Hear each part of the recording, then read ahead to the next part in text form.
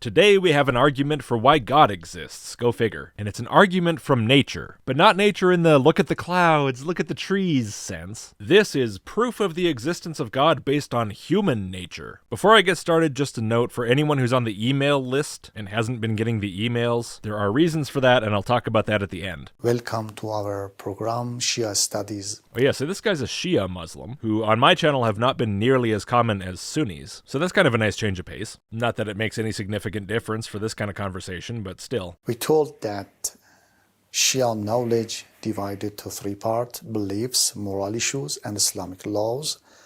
And today we start with beliefs, and the main and important point in Shia belief is existence of God. Yeah, I suppose that goes without saying. If you don't have that part, the rest of it doesn't hold up all that well. And the proof regarding to this main and important issue, existence of God.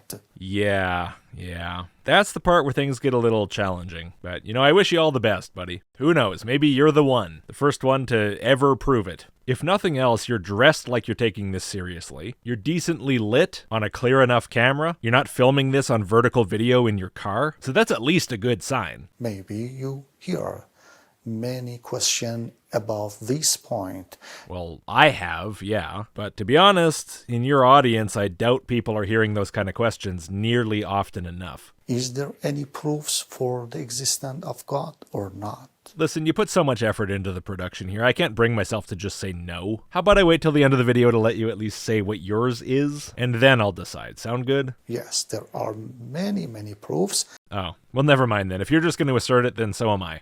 No, you got nothing. And inshallah, we talk about those proofs. Inshallah, God willing. Hey Allah, do you really want this guy to sit here making bad arguments that make it seem like your people got nothing and there's no good reason to think you exist? Are you really willing to let that happen? Come on, man. You and I both know this is going to be a catastrophe. Superglue this guy's lips shut or something. The first proof and reason for existence of God. Why are you whispering? Are you getting problems with clipping on the mic or something? You got the sensitivity on that thing up so high that I can hear every rustle of your clothes. Try turning down the volume on your recording thingy and you might have better results. And then you can talk normal, because being whispered at like this is honestly kind of disconcertingly creepy. The first proof and reason for existence of God is, its name is nature or fitra, dalilul fitra.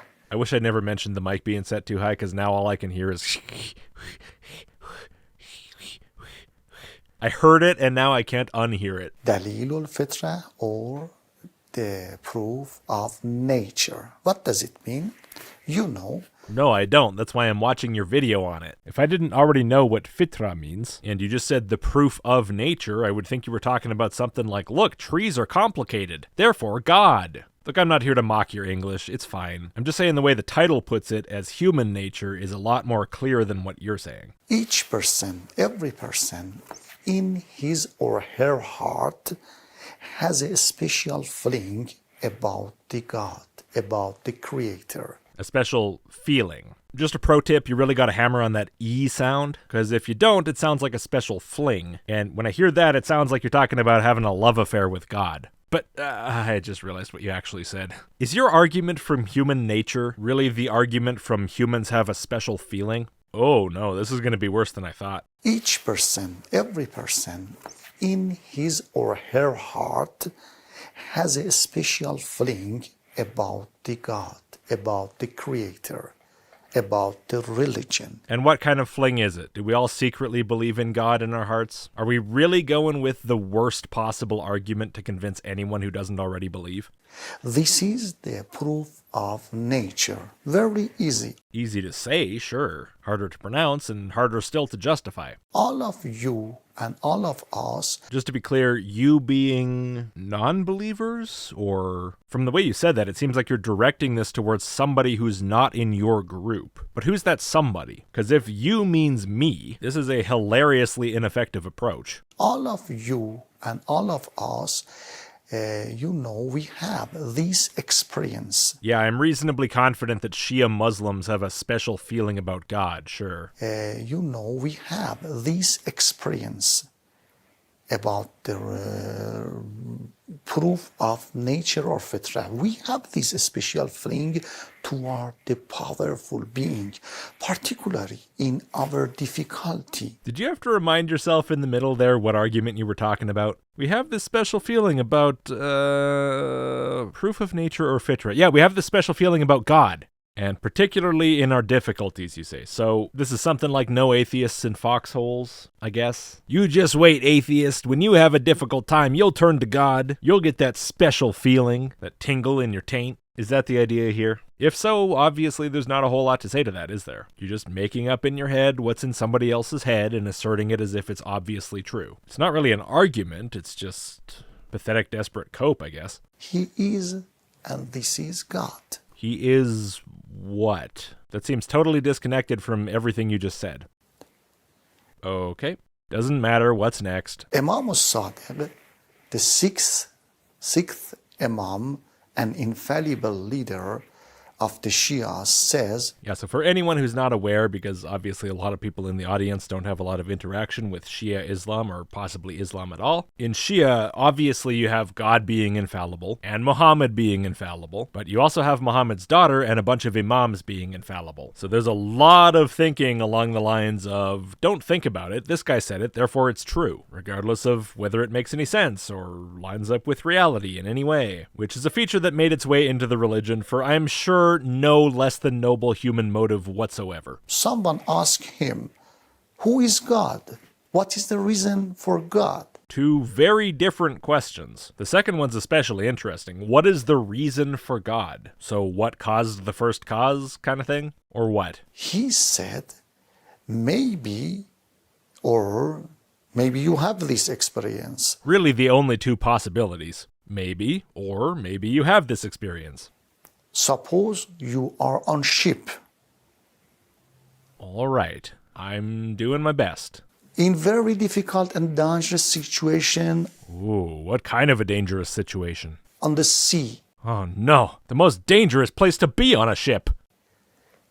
A stormy sea. Oh heck, that's even worse. Difficult and dangerous situation. In this situation and circumstances, you look for someone to help you. Yeah, I mean, you're not wrong. I'm on a ship, hopefully not on my own. That'd be real bad. So I'm gonna look to the other capable people on the ship and say, hey, can you help me with this? We gotta keep the ship right side up until we get out of this storm. To support you, to save you from that bad situation. Yeah, exactly. If it's a ship, I'm probably going to need some support operating it. Especially if what you're thinking of is one of those old sailing ships. If I don't have anybody there, if they've all died of the scurvy, well, I might still give it a try. You might as well, but I'd probably be a bit more worried at that point. This is God. The person I look to for help and support getting the ship out of the storm? No. The last thing I'm going to be doing when I have work to do to try to escape a dangerous situation is waste valuable time muttering prayers to something that's not there. Not going to happen. You would. Sure, of course you would. Lots of people in your religion would. And everybody else around them would be checking their watches, waiting for them to get on with the actual productive endeavor and become useful. Look, just because you like to turn to your fantasies to distract yourself from your fears, that doesn't mean everyone else is like that. Don't be dumb. This is inner feeling about God. Dalilul Fitra, the proof of nature. In an emergency situation, some Muslims choose to waste time instead of dealing with the problem. And I guess, therefore, atheists also do? ? Therefore, God. You know, it's bad enough that there are so many atheists to which this simply doesn't apply, but even if atheists do this, you can just point to the fact that they live in a culture surrounded by theists who put these ideas in their heads. Even if it were true, there's no mystery. It's obvious why this would be happening. Do arguments for God actually get any worse than this? I find myself really hard-pressed to come up with anything stupider than this. I mean, I guess maybe you could point to the calendar argument. What does BC mean? What does AD mean? Yeah, see? Even the calendar says God exists. That one's pretty bad. But when I'm thinking about it, I don't even think that's as bad as this. I think this has to be the worst. Doesn't it? I don't know, viewers, maybe you have better ideas, you tell me, but I don't think anybody's gonna deny that at the very least it's like top 5 of terrible arguments, right? But just a second though, I just thought about this. This whole story of the ship was supposed to be this imam answering two specific questions from somebody. Number one, who is God? And number two, what is the reason for God? To which he just rambled for a while about a ship in a sea and never came close to answering either question. At least by the way this guy tells it. Did he forget the questions or did he avoid them? Dude, this imam sucks. What do you got a problem with that? All of you have these and such experiences in difficult situation. No. Unless by all of you, you mean all of your usual audience. Although even in that case, I doubt it's 100%. It's so funny, the inability to understand that other people actually are different. Like, you're raised into this religion, you're indoctrinated to see the world a certain way, and it's incomprehensible to you that someone else might see it differently or deal with it differently. You've just said everyone knows this experience. Everyone's been in a dangerous situation. Okay, so if this applies to everyone, then you would acknowledge that I too have been in some sort of dangerous situation, or a situation I would want to escape or change or whatever. If everyone reacts this way, why didn't I? Am I just lying? Did I really react that way? Did I fall to my knees and put my forehead on the ground and beg God for mercy? That's a possible excuse that you could convince other people of, but I'm not those other people. I know that I'm telling the truth. And so as directed at me, this argument is as compelling at convincing me that I believe in God, or that God exists, as if you just pulled out a paper bag and farted into it. It's bizarre and undignified, and it speaks very poorly to your character and to how seriously you should be taken. We look for someone to rely on. This is Dalilul Fitra. Yeah, so my prediction was correct. It's just no atheists in foxholes. There's a very good reason that only the worst of the worst apologists bring this up. But I like for this one to be used as much as possible, because this is so much less of a pain in the ass to deal with than some of the arguments I have to rebut, because it's so empty of meaningful content and it's so uncompelling that I can pretty much just mock it. Nobody's taking this seriously who's not a complete dunce.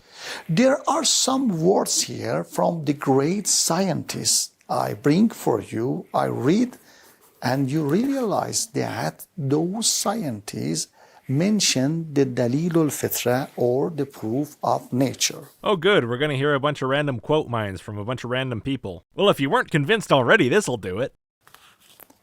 Yeah, I was so caught up in your argument I never noticed the fake potted plant. You know, I gotta say, I thought you were talking nonsense, but the potted plant lends you a great deal of authority. It associates you in my head with chemists and scientists and auto technicians and mid-husbands. The first one, Albert Einstein.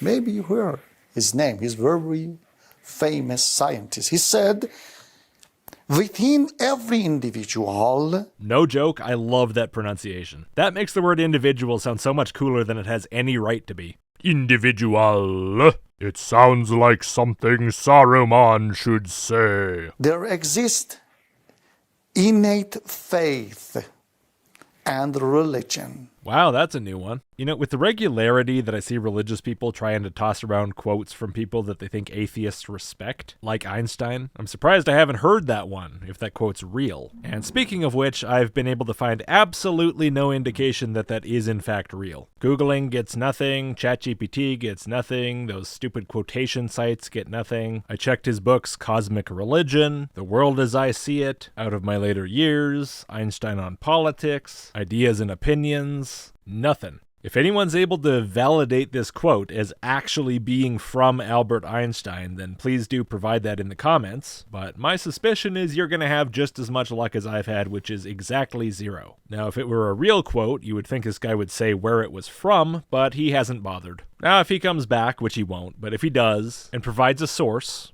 great. A guy had an opinion. All kinds of people have all kinds of opinions. It's entirely possible that a guy can be really smart and right about relativity, and wrong about religion and human nature. Einstein is not an atheist equivalent of an infallible imam. Quoting him, even accurately, does nothing for you. This is such a silly waste of time. This is the word for Albert Einstein. Is it, though? Where can I find this word? And it's mentioned the reason of fitra, or nature. Well, you say that as if that's what that mysterious quote referred to, which it did not. Fitra isn't just some vague spiritual feeling. It's not just being religious in general. It's supposed to be the innate acknowledgement of the oneness of Allah, which your quote, whether real or fake, never mentioned once. The second word about the Pascal. De Pascal? What, was Blaise Pascal a nobleman now? He said, the heart has its reason.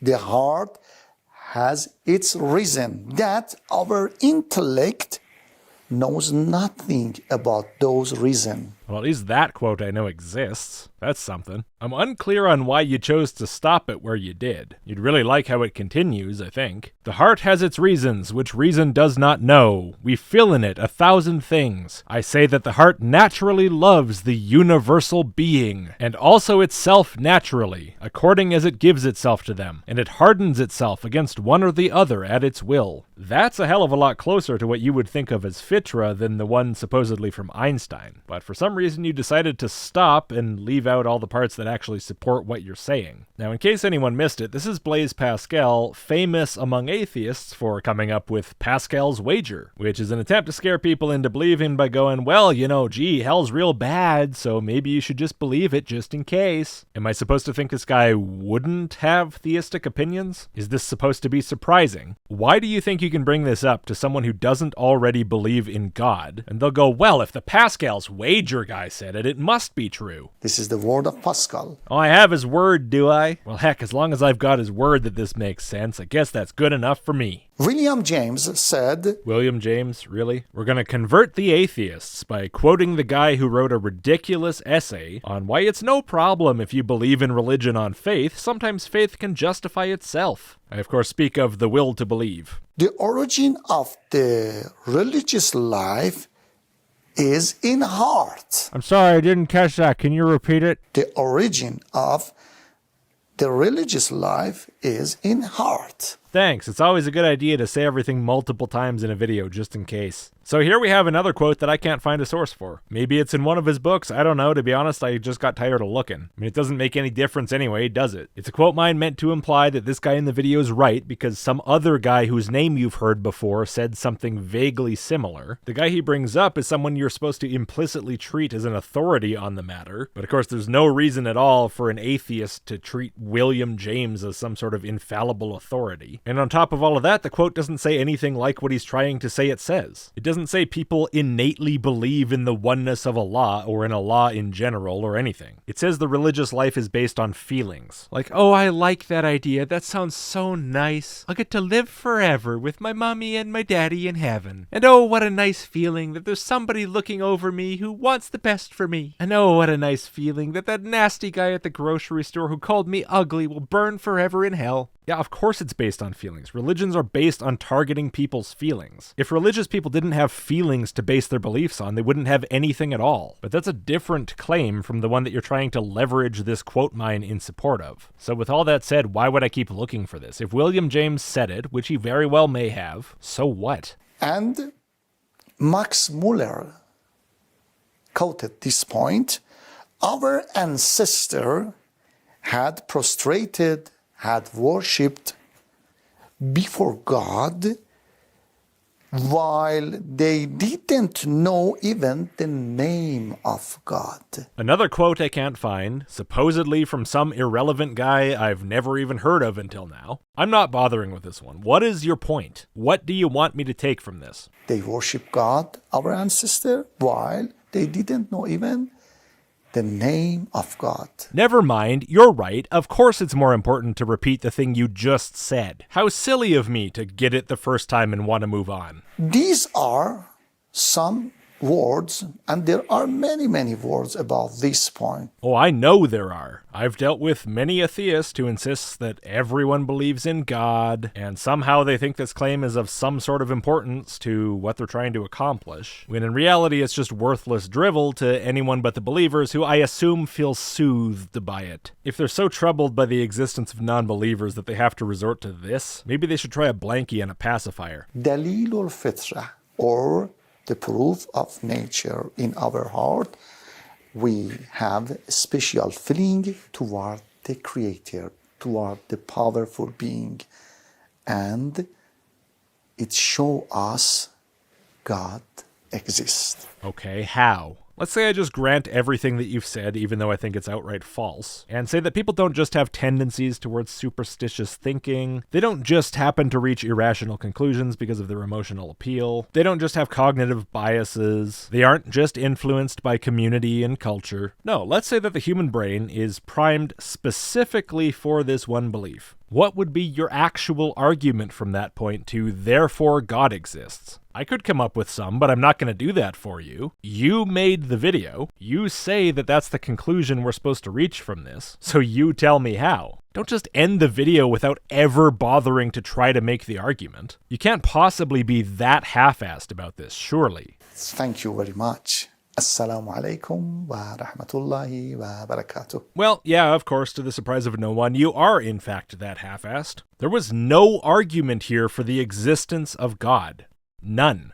Oh, he teased it, he edged it, but then he just blue-balled us. I feel very unsatisfied. I think I'm going to have to go engage in some mental masturbation later. Anyway, that's it for that guy. Now, as for the email list, I'm going to try not using it for a while, and I have reasons. When I started the email list on the service that it's on now, it cost roughly $20 a month to send out the emails, and the list has grown, but not such a huge amount, and yet now, a lot of months, it costs closer to $90 a month. It varies, it's based on usage, so every time I send out the email, every time I click that button, it costs me a lot of money that somehow I have to justify. And if I were getting good results with it, if I thought it was reaching the people I meant for it to be reaching, then I would consider it fairly well justified. It's a nice backup in case anything happens with the channel, and it's an extra way of reaching my audience, but I already noticed that despite the list growing, the number of people actually clicking links from it was shrinking, and I think that's because for a lot of people, my emails go to spam. I do test the emails before I send them out. I try to make sure I can receive them without them ending up in spam, but that doesn't mean it's not happening for others. But the point is, whatever the reason, the costs have gone up, the number of people on the list has gone up, but the number of people actually watching videos from those emails is quite a lot lower than it was 5 years ago. Now, part of this might be that a lot of the emails are inactive or something. Maybe some of them are spam traps. I mean, probably some of them are. I don't know.